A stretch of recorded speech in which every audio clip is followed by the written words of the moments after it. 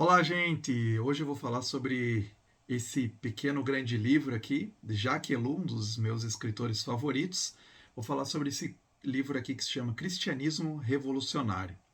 Tá? Já vou voltar a ele. Primeiro quero apresentar quem foi Jacques Ellul, que ele é um autor que deveria ser mais conhecido, mas muita gente não conhece.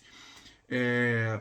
Jacques Ellul foi um sociólogo francês, sociólogo principalmente mais conhecido por suas obras de tecnologia, mas também tem obras de teologia, e ele foi um cristão protestante, e inclusive né, a sua religião acaba sempre aparecendo em todos os seus escritos, né? Inclusive, claro, nas suas obras teológicas, mas também nas suas obras sociológicas. Inclusive, né, para o Elu, ele sempre falava que as obras sociológicas deles deviam ser lidas junto com suas obras teológicas. Então ele meio que escrevia, né, uma obra sociológica e escrevia uma obra teológica e elas tinham que ser lidas, você não pode ignorar. Algumas vezes até você encontra em estudiosos que apresentam, né, as obras dele que ignoram esse lado teológico dele, né, que fala. Então, por exemplo, a gente tem traduções aqui, né, no Brasil, que ele é muito utilizado, inclusive pelo pessoal de direito também, né, porque ele foi também escreveu bastante coisa sobre direito, sobre tecnologia, né, o pessoal aqui no Brasil acaba deixando de lado essa parte cristã dele, mas que é fundamental para a vida dele. Então ele foi professor de História e Sociologia das instituições na Universidade de Bordeaux, na França, durante toda a sua vida. Né? E ele tem algumas obras aí que foram bastante famosas, inclusive né, essa obra aqui, Cristianismo Revolucionário, foi a obra que. Sua primeira obra de impacto foi publicada em 1948. Tá? Então, em francês é Présence au monde moderne, né? A presença no mundo moderno, com o subtítulo de Problemas da civilização pós-cristã. Né? E transparece aqui no subtítulo um pouquinho disso, né? A importância da presença do cristão no mundo moderno. Esse é o subtítulo da obra em português, né? Mas ficou aí Cristianismo Revolucionário. Chama até mais atenção, é um título de um dos capítulos. Depois, só que ele vai escrever a obra que ele ficou mais conhecida na área da sociologia da tecnologia, que é a obra. A gente teve em português essa tradução, que é A Técnica e o Desafio do Século. Ela foi publicada em 54, então, 6 anos depois dessa primeira obra aqui, né, diretamente falando de uma perspectiva cristã. E aí a Técnica e o Desafio do Século, né, que foi assim a grande obra que todo mundo tem que ler e tal, né? Ela foi publicada depois nos Estados Unidos também, foi traduzida por inglês, né? Então essa obra, infelizmente, é a única edição que a gente tem aqui ainda no Brasil. Acho que é de 64 essa a tradução que a gente tem, a Técnica do Desafio do Século. Você encontra em sebos, até facilmente encontravam em sebos, mas é um grande clássico, como ele traz a visão dele de tecnologia. Depois ele publica outros livros, mas esse livro ficou como o principal, a técnica e desafio do século, como a interpretação tecnológica é muito influente. Né? Então, é assim, se você pensa em questões de tecnologia, até né, você está envolto no mundo conectado, você precisa ler essa obra. Ela é fantástica. Nesse mesmo ano, em 54, ele publica o livro. Aí a gente tem uma edição mais recente, que é essa aqui, tá? O Homem e o Dinheiro, que também eu recomendo demais. É muito bom. Tá? Assim, é impressionante a visão deles, fenomenal. Aqui a gente tem a tradução de 2008, né, pela mesma editora, inclusive, editora Palavra, tá, que publicou o Cristianismo Revolucionário. Então, fica aí também a dica, você não vai se arrepender, vale muito a pena. A visão dele é fantástica nesse livro. Talvez um dia eu grave um vídeo só sobre esse, eu já usei demais esse livro aí em falas que eu já fiz, em EBDs que eu já dei, porque realmente é uma crítica assim sensacional do ponto de vista teológico e sociológico do dinheiro. Né? Aí, em 62, estou fazendo aqui um comentário breve para você conhecer quem é Jacques Ellul. Em 62, ele publicou esse livro aqui, Propaganda. Então, faz uma crítica muito forte, né, à formação e manipulação das atitudes humanas através da tecnologia. Então, é claro que do ponto de vista da época, né, que estava sendo muito forte a Guerra Fria e tal, né, mas ele é muito aplicável, inclusive até hoje, a gente pensar, né, em mídias sociais, redes sociais e como a gente é manipulado pelas redes sociais, pela propaganda, tá? Então esse livro aqui também ficou uma obra de referência. Aí a gente não tem em português, só tem em inglês, tá? De 62. E aí um dos livros, mais dois livros ainda antes, só falando brevemente, né, do que me influenciou, inclusive todos esses livros me influenciaram de maneira muito forte. Tem um livro sobre Apocalipse, que é a arquitetura em movimento, que também vai de encontro até com as concepções, por exemplo, que aí você conhece, do N.T. Wright, e também naquele livro Surpreendido pela Esperança, né? E também no conto lá do Tolkien, A Árvore de Nigel. Tá? A visão do Elu de Apocalipse é também muito interessante, eu gosto demais, também foi muito importante para mim. Eu concordo demais com o que ele fala aí nesse livro. A gente tem uma edição, eu sofri para encontrar essa edição, inclusive, uma edição antiga aqui em português, né? Apocalipse, Arquitetura em Movimento. Foi bem interessante, até porque eu corri demais. Eu queria esse livro, eu precisava para escrever um artigo que eu ia escrever. Ah, e aí eu correndo atrás, procurando, não encontrava, nem em PDF, em lugar nenhum. E aí eu fazendo uma busca aqui são parentes, tá? Fazendo uma busca nas livrarias e encontrei na PUC, que é aqui da minha cidade. E aí eu fui lá e encontrei, e xeroquei e tal, e usei ela demais. Então, também se você encontrar essa edição, aí vale muito a pena. E aí, em 75, ele publicou essa aqui, que eu também recomendo demais. Todas essas obras eu recomendo, assim, de olhos fechados. São obras excelentes. E esse aqui, The Meaning of the City, publicado aí em 75, onde ele vai examinando a visão da cidade na Bíblia, sem deixar de lado a crítica sociológica. Esse livro eu usei, inclusive, para um artigo que eu publiquei, fui no evento de Jaqueline, né? Então ele foi muito importante para mim pensar sobre cidade. Hoje eu dou aula de História da Tecnologia, né? Já dava na época, mas eu tenho um enfoque lá, pelo menos uma aula ou duas, eu foco em questões de cidade, então para mim é bem importante a questão da cidade, a visão, né, dos problemas urbanos, de pensar a cidade. Eu gosto muito de pensar a cidade, e esse livro aqui foi bem importante. Também, quem sabe, eu gravo um vídeo só sobre ele, porque vale muito a pena. Ele é um livro assim que também a crítica é excelente, né? Até a gente pensar, né, que a história bíblica começa lá num jardim e termina numa cidade, né? Jerusalém descendo. Então, é fabuloso, fabuloso. A crítica dele aqui, a visão dele, tá? Então, esses livros, a maioria deles, né, são os que tem em português, estão esgotados, você encontra em sebos. Outros que tem em inglês aí você encontra para comprar, né, aí via Amazon e tal. E você até encontra assim nos preços não tão absurdos, que os livros hoje no Brasil estão parecidos com os valores dos livros importados, né, infelizmente. Então vale a pena comprar, que são livros que você vai ler, se você lê inglês, você vai degustar bastante. Tá, agora indo depois dessa breve apresentação de quem é Elu, das obras principais aí que eu considero dele, né, que vale a pena ler todas essas, vamos para esse aqui, esse pequeno grande livro, Cristianismo Revolucionário. Né? Então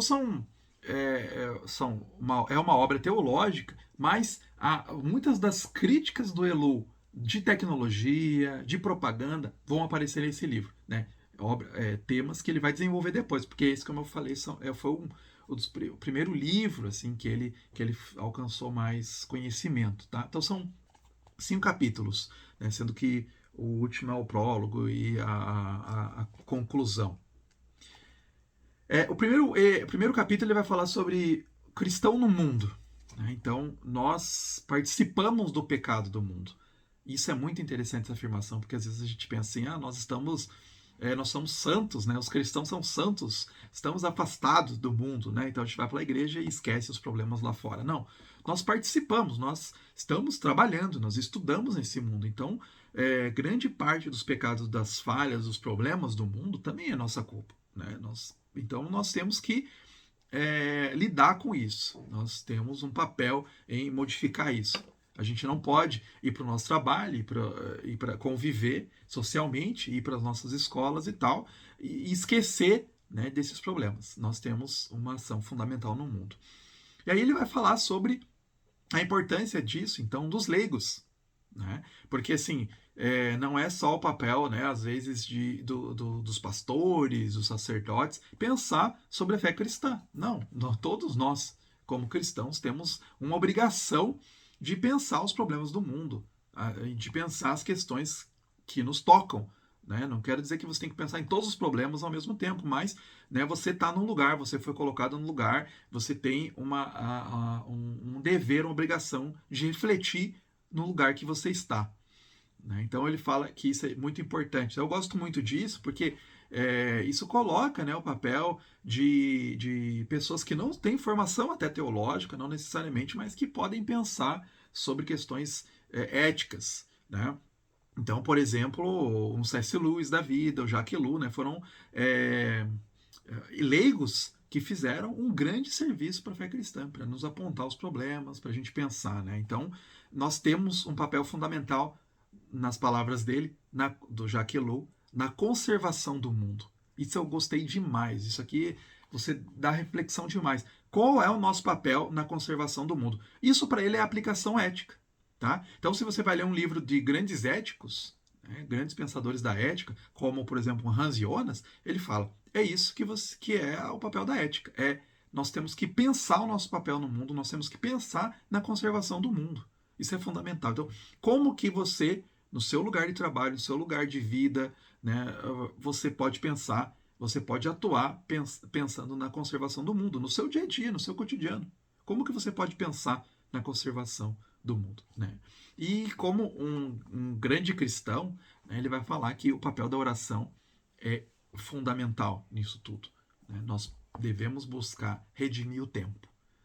Então, isso é tremendo. Já começa o primeiro capítulo nesse nível, né? Em alto nível. E aí, no capítulo 2, que é inclusive o capítulo que dá título ao livro, né? O Cristianismo Revolucionário, ele já começa com uma passagem que eu quero ler para vocês, que já mostra um pouco da crítica da visão que ele tem.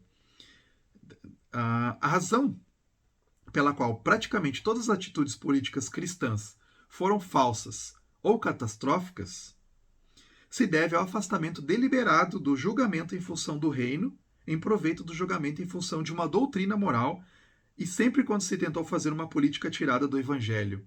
Né? Então, isso é uma falsa presença no mundo. Né? Então, a gente não pensa em critérios cristãos, a gente pensa em critérios, né, de políticos, simplesmente. Né? A gente tenta fazer uma política, né, retirada ali do evangelho, e a gente tenta falar isso aqui, né, essa minha linha é a que representa o verdadeiro evangelho. Né? Então a gente vê muito isso na política atualmente, né, usando, né, a palavra para dizer: não, essa é a posição correta, né, Jesus era a favor disso, a favor daquilo. Né, a gente coloca isso, e como isso é uma falsa presença. Então, assim, um cristianismo revolucionário para o Ellul, ela não se contenta com as estruturas do mundo. Né? Não é determinista. Inclusive, né, é uma das acusações que às vezes fazem para o aluno: você é determinista, né, determinista tecnológico, você fala que não tem o que fazer, a tecnologia vai seguir, né, esse caminho, as estruturas vão seguir esse caminho. Ele fala: não, o cristianismo é revolucionário. Né? Ele tem que falar: não, as estruturas, eu não posso aceitar as estruturas. Né? Mesmo que eu seja, né, um conservador, eu seja alguém de esquerda, você não pode estar satisfeito com esse mundo. Você não pode dizer: não, é assim mesmo, né? Esse é o sistema econômico perfeito, né? Então aplica esse sistema econômico, seja comunismo, seja liberalismo, que ele critique, ele bate. Né? Eu não posso estar conformado, né, com isso. Eu tenho que procurar mudar, né, de acordo com as visões do reino. Se você acha que esse mundo, algum sistema desse mundo está de acordo com o reino, você está extremamente enganado. Você já aceitou, né, a propaganda aí que estão fazendo para você. E aí, do terceiro capítulo, ele vai falar sobre os fins e os meios, que é muito forte hoje na questão tecnológica, e aqui é o capítulo que ele vai já apontar bastante coisas da tecnologia, né, bastante crítica à tecnologia, que ele chama de técnica, né, ele não usava essa palavra tecnologia, ele usava a palavra técnica, né, que é parecida em francês, technique, né, que ele fala que é muito mais abrangente que tecnologia, porque tecnologia normalmente a gente associa com o gadget, né, com o aparelho. A gente fala tecnologia, né, essa tecnologia que você está no seu bolso, né? Você pensa só no celular, mas você não pensa em todo o sistema que está por trás que produz essa tecnologia. Né? Não estou falando aqui que isso é uma coisa do mal, né? Mas estou falando que que o Elu entende é que você tem que pensar num sistema mais abrangente. Quando você está falando sobre uma tecnologia, né, você tem que pensar, foi produzido em tal lugar, com tal intenção, não é neutro porque tem uma concepção por trás. Né? Então a gente não pode ser inocente quando a gente está pensando em tecnologia. Ele falava essa palavra técnica, né, para pensar isso. Né? E aqui então essa questão de que o que é, né? A gente troca, né, os fins pelos meios. Qual que é o fim seria da gente pensar de uma maneira cristã, né? Pensar de adorar a Deus. Né? A nossa sociedade ela é construída de uma forma onde a gente possa adorar a Deus, a gente possa conviver bem, a gente possa amar o próximo. Né? São os mandamentos lá. Pega os mandamentos e analisa e vai vendo um por um e vê se a nossa sociedade hoje ela facilita ou ela atrapalha em seguir esses mandamentos. Né? Não roubarás, né? Não prestará falso testemunho contra o próximo. Então, assim, a sociedade facilita você fazer fake news, né? Você distribuir fake news. Então, ela está ajudando ou não? Então, a gente tem trocado, né, os fins pelos meios. Então, assim, o que é o meio? É a tecnologia. Então, a gente para ali. A gente tem que só desenvolver mais tecnologia. Mas para que você quer mais tecnologia? Ah, eu quero viver mais. Mas para quê? Né? Para que você quer viver mais? Eu quero viver 1000 anos. Eu quero viver eternamente. Né? Aqui, que é aquela a visão transhumanista, né? Para que você quer? Né? Está melhorando as suas condições materiais, mas para quê? Se, enquanto isso, o seu psicológico, né, o seu espiritual tá se esgotando. Né? Então é aquela troca fáustica, né? A gente dá a nossa alma em troca de bens materiais. Então é muito legal essa visão. E como eu falo, aqui nesse livro é uma introdução para as ideias que ele vai desenvolver depois, que o Elu vai desenvolver depois, né? Eu já mencionei aqui sobre propaganda, agora, né, nesse capítulo sobre os fins e os meios, onde ele vai falar sobre tecnologia. Então, um grande resumo das ideias dele. Aí no capítulo 4 ele vai falar sobre comunicação, aqui que dá para a gente pensar bastante, né, sobre as questões. Eu acho que eu tinha mais uma citação que eu quero fazer aqui, ainda nesse capítulo, os fins e os meios, que representa bem essa visão tecnocêntrica. É assim, existe um movimento geral de uniformização que se produz e leva cada vez mais o indivíduo a esquecer de si mesmo, carregado pelo fluxo generalizante que é a civilização mecânica. Olha como a civilização mecânica, a civilização técnica moldou a nossa forma de pensar. A pessoa que passa seu tempo agindo, deixa por isso mesmo de viver. O homem no volante do seu carro, que durante horas corre 120 km por hora, tem a sensação de viver pela velocidade, de agir e de ganhar tempo, mas uma dormência cerebral o ganha. E ele se embrutece aos poucos, automatiza mais e mais seus gestos e nele existem reflexos, sensações, mas nenhum julgamento e tomada de consciência. Ele perdeu sua alma no ronco perfeito de seu motor. Assim estamos todos imersos em nossa universal atonia, que pode se tornar uma agonia. Né? Então as nossas tecnologias vão embrutecendo a nossa mente. A gente vai se tornando cada vez menos criativos, menos pessoas sociais, porque a gente está sendo tomado pelas nossas tecnologias, pela mentalidade da máquina. Né? Então, se você, para quem, né, que tem um carro, tudo é velocidade, né? Você precisa transformar cidades inteiras voltadas para os carros, porque é assim que é a vida. Né? Então a gente vai moldando toda a nossa civilização em prol da máquina, como a máquina pensa, né? Então, eu sempre falo, né, que eu não tenho medo da inteligência artificial, eu tenho medo da burrice natural, né? Da nossa mentalidade humana e emburrecendo cada vez mais em função, né, de a gente ficar dependendo das tecnologias da inteligência artificial. Tá? E aí agora sim, o capítulo sobre comunicação, né, que eu mencionei, o livro Propaganda aqui, né, ele dá uma palhinha aqui dessas ideias que ele vai apresentar de forma mais sistematizada nesse livro Propaganda. Ele vai falando sobre o papel da comunicação, como a gente se comunica hoje. Então, se naquela década de 40 ele já havia problemas com comunicação, imagina hoje, que a gente tem redes sociais, né, que a gente não se encontra mais face a face. E ele fala, inclusive, o papel do intelectual cristão para comunicar tudo isso. Né? Isso é legal, ele fala bastante, né? O intelectual cristão, ele tem um papel nesse mundo, inclusive o intelectual leigo, né? Que não necessariamente é um teólogo, um pastor, mas aquele que tá, né? Que tem um cérebro, né? Usa o seu cérebro para comunicar as verdades cristãs, para ver os problemas. Ele fala que a nossa sociedade está caminhando para um suicídio, né? Para a gente ver aí com esses experimentos contra a realidade que a gente se surpreende cotidianamente, né? E o intelectual cristão, então, ele tem um papel em tudo isso, de comunicar. Então, ele tem que saber como se comunicar, porque às vezes a gente fica assim, só ali no evangeliquez, e a gente se comunica muito bem dentro das nossas comunidades eclesiásticas, mas a gente não sabe comunicar para fora. A gente não sabe como mais chegar nas pessoas, porque nós vivemos uma sociedade pós-cristã, como é o título do livro original em francês, né, em que as pessoas conhecem, já ouviram falar sobre Jesus, sobre o Evangelho, sobre as boas novas, mas agora eles precisam de uma outra forma de comunicação. Então a gente precisa chegar nessas pessoas de uma forma diferente. Não dá para você chegar, né, paz, irmão, você está em pecado, você tem que voltar para a fé. Não é desse jeito. Nós temos que chegar e saber como nos comunicar. Então livros como esse, né, do Jacques Ellul, C.S. Lewis, são autores, Alice McGrath, são autores que nos ajudam. Tim Keller, né, são autores que nos ajudam nessa comunicação com o mundo, né? Então a gente tem que cuidar também, isso é bem legal que ele fala, sobre o nosso papel de comunicadores, mas também como a gente se comunica não só para fora, mas também dentro, né, entre irmãos de fé, entre pessoas que têm a mesma fé que a gente, que vão nas nossas comunidades. Ele fala, alerta até para como a gente tem deixado de se comunicar bem, né? Como a gente, na verdade, não está mais olhando o outro realmente, né? A gente não vê mais o outro realmente. A gente vai na igreja, a gente canta lá junto, participa do louvor, participa da palavra, mas a gente não tem uma comunidade de verdade, a gente não conversa realmente, a gente não está interessado nos problemas dos outros realmente, em ajudar os outros, né? A gente fica ali, né, cada um separado no seu nicho. E é muito interessante que depois de eu ter terminado esse livro, não foi por isso que eu assisti, mas assisti com minha família o Avatar 1.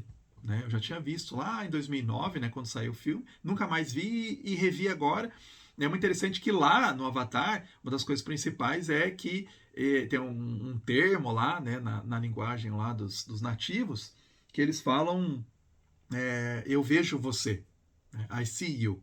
Mas aí eu vejo realmente, o significado mais profundo eu realmente vejo você. Não é simplesmente você olhar, porque é o que hoje o que a gente vê é o que acontece nas redes sociais, ou quando você tem um vídeo, né? Quando você se comunica por vídeo, você não está olhando realmente a pessoa. Né? Quando você conversa por redes sociais, ou mesmo através de um vídeo, você não está conversando realmente. Não que isso não seja bom em certo sentido, ele serve para mitigar. Às vezes você mora longe da pessoa e tal, você não tem como se comunicar, isso mitiga, mas os relacionamentos reais acontecem no face a face. Né? E a gente tem se comunicado muito mal, porque a gente não vê realmente o outro. Né? A gente tem se afastado. Outros autores têm tratado disso. Né? O Byung-Chul Han, por exemplo, ele tem um livro chamado A Expulsão do Outro, né? Que você não quer saber dos problemas do outro, você não olha mais para o outro realmente, né? Você só quer saber no que te interessa, né? Você quer ouvir ali até o ponto que te interessa aquela questão, né? O que te toca, e aí você não conversa, né? Realmente, você não está preocupado com os problemas profundos das pessoas, por isso que a gente paga terapeutas e tal, né? Porque são pessoas que estão ali para te ouvir, né? Tal, verdadeiramente. Então, é um problema hoje, né? Isso muito sério, que a gente tem que repensar. E o Jacques Ellul já está falando na década de 40 isso, né? Esses problemas. Olha só, uma citação aqui, que ele vai falar, inclusive, como que isso já na década de 40, o cara é um profeta mesmo. Já falar isso, como é um problema, já na década de 40, a tecnologia dificultando a comunicação. Né? Ele fala assim, ó, não é mais possível se comunicar com o homem porque a única via de expressão intelectual hoje em dia é a técnica. Esse fato da inteligência ser obrigada a adotar o canal da técnica leva à ruptura das relações pessoais, pois não há mais possibilidade de contato entre dois seres por essa via. A comunicação transcende a técnica, porque ela só pode acontecer se há compromisso completo de dois interlocutores num debate real. Ora, isso é precisamente o que a técnica intelectual moderna ao mesmo tempo evita e impede. Eu escrevi um texto recentemente, né, para a revista Um nos Mundos, da ABC2, falando exatamente como as redes sociais elas não permitem um debate realmente, né, um verdadeiro debate. Você pode trocar ideias, você pode trocar informações, são muito interessantes as redes sociais para você se informar, para você conhecer coisas que você não ia ter como conhecer de outra forma, podcasts e tal. Né? Mas debate, você não consegue manter um debate realmente. Né? O debate ele só acontece, a conversa real, ela acontece de forma presencial, corporificada. Né? E a técnica hoje em dia ela atrapalha isso, porque a gente acha que é suficiente a gente trocar lá uma mensagem, um áudio por WhatsApp e tal, e não precisamos mais nada. Isso é bom, isso ajuda a remediar, às vezes, solidão que você tem, porque você mora distante das pessoas e tal, né, dos seus amigos. Isso ajuda bastante. Remediar. Mas o problema é que a gente tornou isso como a principal e única fonte de comunicação. Por Elu, isso não funciona, não dá certo. Tá? Então, a gente tem que. São formas de não comunicação.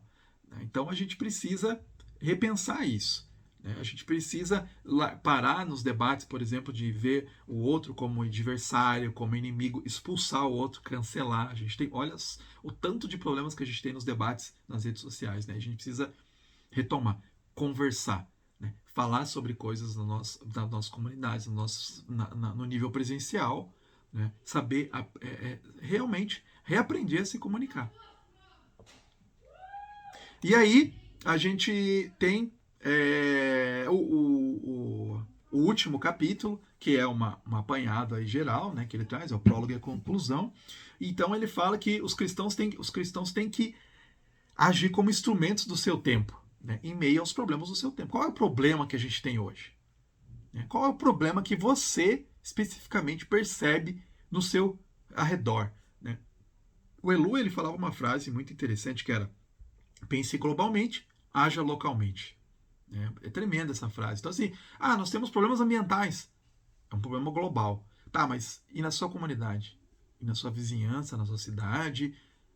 Como isso ocorre?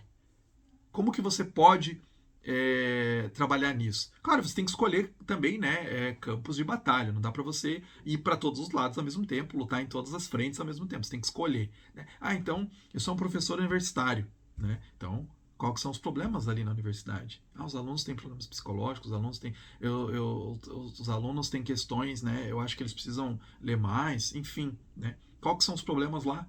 Né? Como que eu posso pensar de levar o cristianismo, né, na minha universidade, na minha comunidade? Como é que eu posso aprender a me comunicar melhor com as pessoas no meu contexto que eu estou? Né? E a gente tem que procurar evitar dois erros. Né? Como intelectuais cristãos, como qualquer cristão pensante, todos nós devemos ser cristãos pensantes. Né? O mandamento é amar com toda a nossa força, com todo o nosso ser, né, a Deus. Então, nós temos que usar o nosso cérebro também, né, para louvar a Deus. E a gente tem que, nessa comunicação, nessa vivência, evitar dois erros grandes. Uma é adotar uma atitude do mundo, né? Como que o mundo faz? Vamos adotar estratégias do mundo, como é que o mundo está agindo, a gente vai lá. Né? Então, politicamente é assim que faz, é dessa forma que se age, então vamos agir assim. Não, isso é um erro. E outro, que é um aviso interessante, é procurar nas escrituras uma ordem específica para esse mundo. Né? Seguindo ao pé da letra o que está escrito na palavra de Deus e aplicando aqui hoje. Né? Sem contextualizar e tal. Isso é o erro de muitas heresias, inclusive muitas heresias modernas, né, que falam. Então o Elu vai falando, toma cuidado, né, que você fala assim, né, olha aqui, pega aqui esse modelo, vamos aplicar hoje, né, como está aqui, como era lá, né, nessa passagem, tá, vamos aplicar, e essa é a forma do governo de Deus, né, atual hoje. Então tem que tomar cuidado com isso. Tá? Então assim, eu quis apresentar esse livro porque o Jacques Ellul, ele, dentro do universo cristão, ele não é muito conhecido lá fora. Né? Por exemplo, né, na área da filosofia, da sociologia, da tecnologia, ele é conhecido demais. Né? Mas dentro do mundo cristão ele não é tão conhecido e eu recomendo demais vale muito a pena, né? Ele é um autor assim, extremamente necessário.